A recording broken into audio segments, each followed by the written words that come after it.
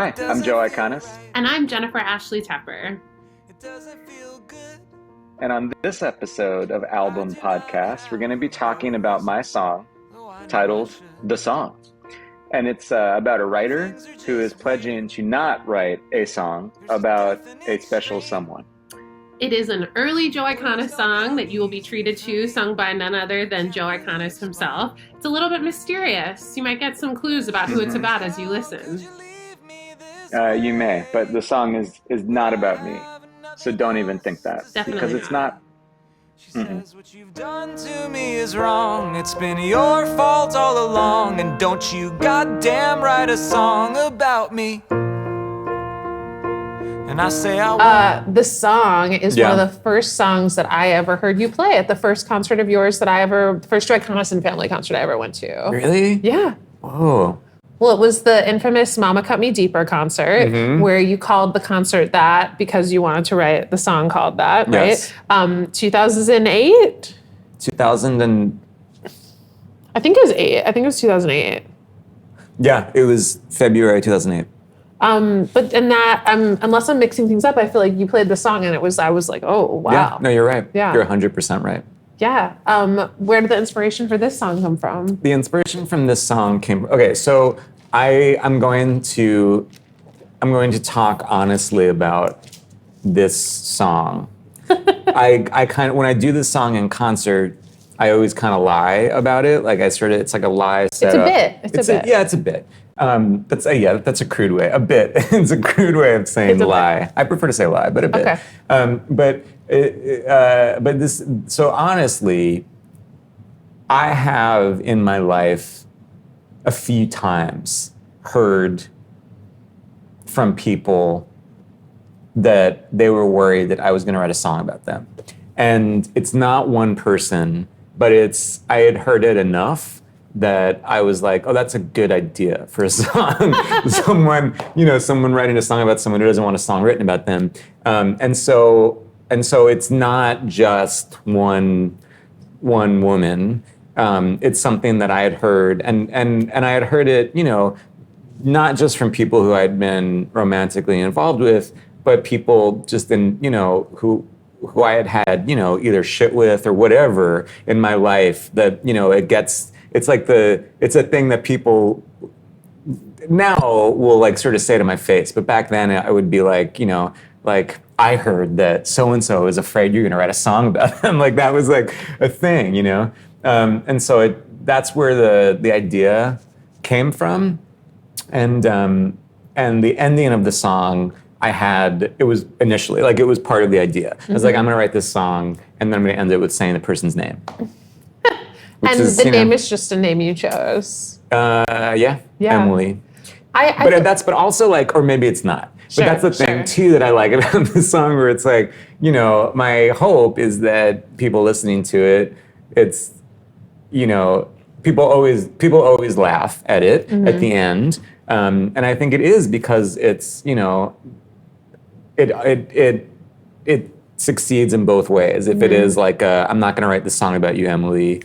And Emily is the person, or I'm not gonna write the song about you, Emily, and Emily's a fake name, and there's just no way, there's no way to know, like, even explaining it sounds so lame when I explain it, but it just kind of, it kind of makes sense. But yeah, but Emily, Emily is just a name that I chose, or it is not a name that I chose.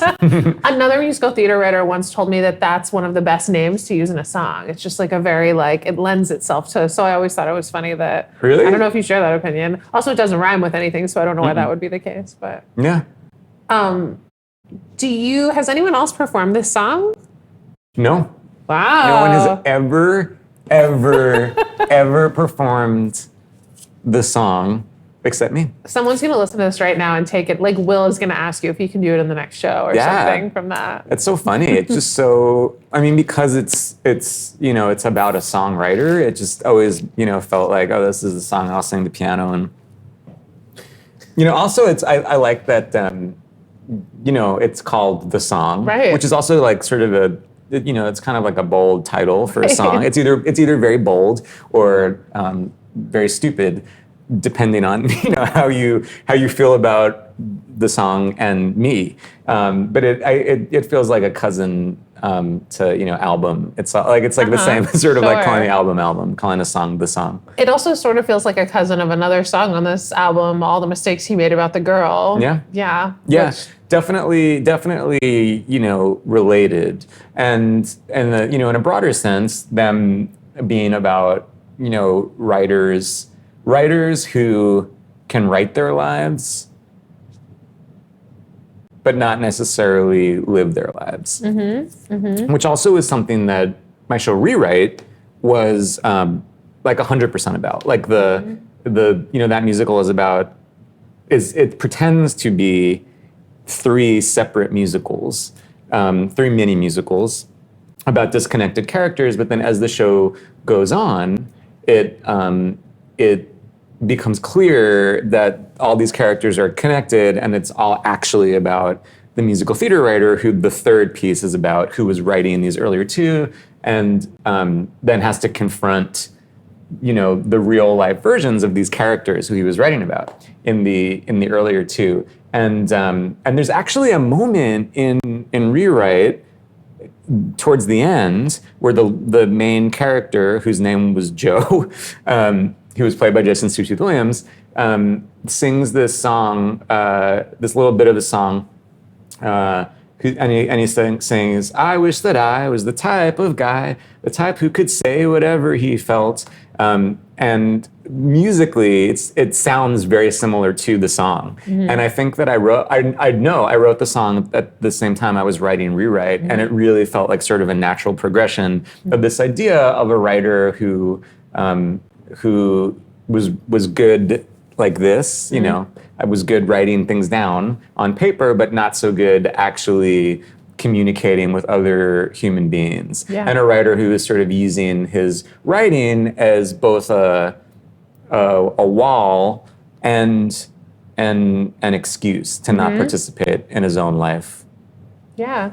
Rewrite is interesting because I feel like in the course of recording this podcast about the songs on the very large album, we keep coming across like songs that have never been recorded, which is like, oh my God, even more work to do. But Rewrite is licensed. Rewrite, I saw the script recently at the Drama Bookshop. People have done it, like people know about it. A lot of those songs haven't been recorded. No, most of them. I mean, and Rewrite is such a strange show in that it's most of the material in it is, the songs are really tiny. They're so specifically like tailored to the musical that it's hard to take anything out of context. Right. In Rewrite.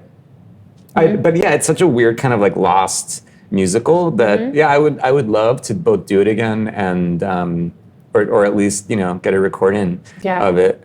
I'm excited. It really feels like a show where if I did it, people would accuse me of ripping off all of these other shows that are like either currently on Broadway or have come out in the last few years. But I got the receipts. And Rewrite was 2008. 2008. Yeah. 2008. AJ Shively, Lorinda Lisitsa, Nick Blamire, Badia Farah, Lauren Marcus, Jason Sweet Williams, directed by John Simpkins.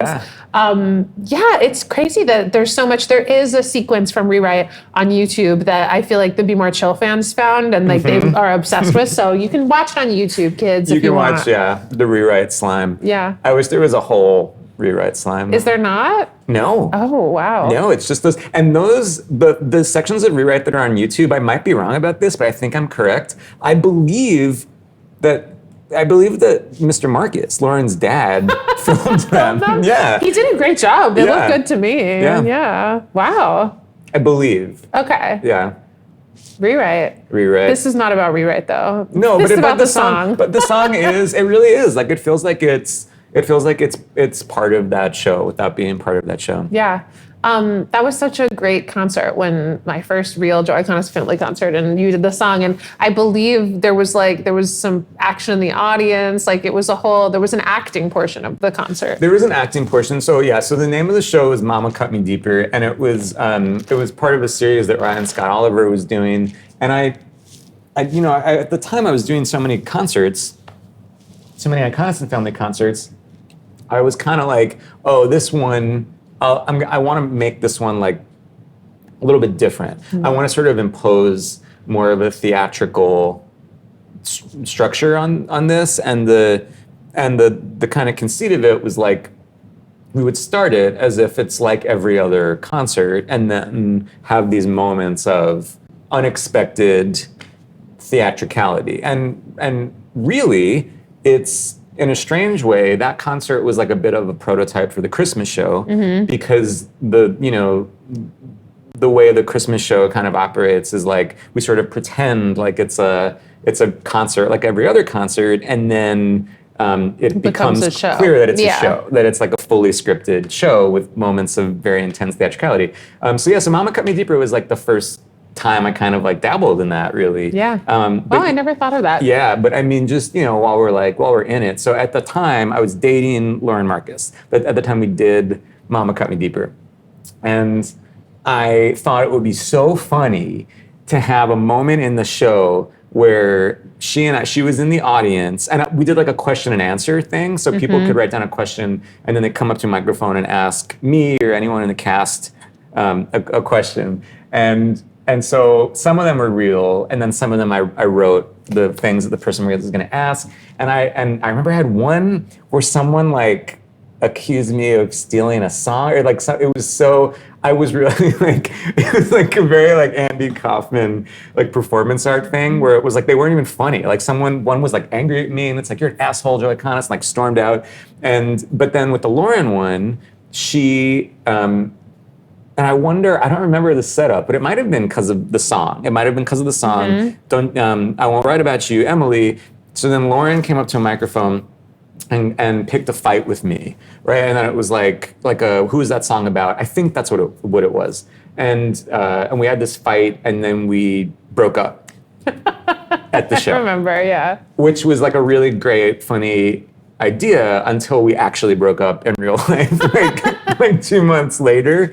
And then it felt like that was like, what am I doing? But also like I literally did that. And that's what and it's like that, then really, that's what it's about. Like even as I'm saying it, it's so embarrassing, where it's like I literally wrote breaking up with my girlfriend at the time into the show and then did it. But then we got back together, and now we're married. Yeah, you were like 27. This was like ages I know, ago. but just bad. Yeah. Terrible, just like cartoon writer behavior. I do have a bootleg of it. It's the first photo that you and I ever took together was a stage door pic after this concert, for lack of a better term. Oh my God, I didn't realize that was And you were deeper. reacting to your bits that you had. Sorry, not bits, lies. They're lies. All of my lies. The song! No, I'm just kidding.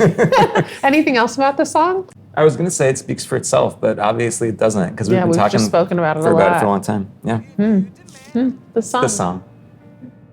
Hey, thanks so much for listening or watching to my podcast. Do me a favor and go to wherever you just listen to or watch this thing and subscribe or like or give us a great rating or review, and then head to bpn.fm/album to find out even more information about this podcast, more ways to watch, more ways to listen, and check out my album.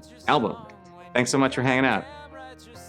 Album Podcast is executive produced by Liz Armstrong, produced by Dori Berenstein, Alan Seals, Kim Garris, and the rest of the team at the Broadway Podcast Network. Be sure to visit bpn.fm/album for both audio and video versions of this podcast, and to listen to Album.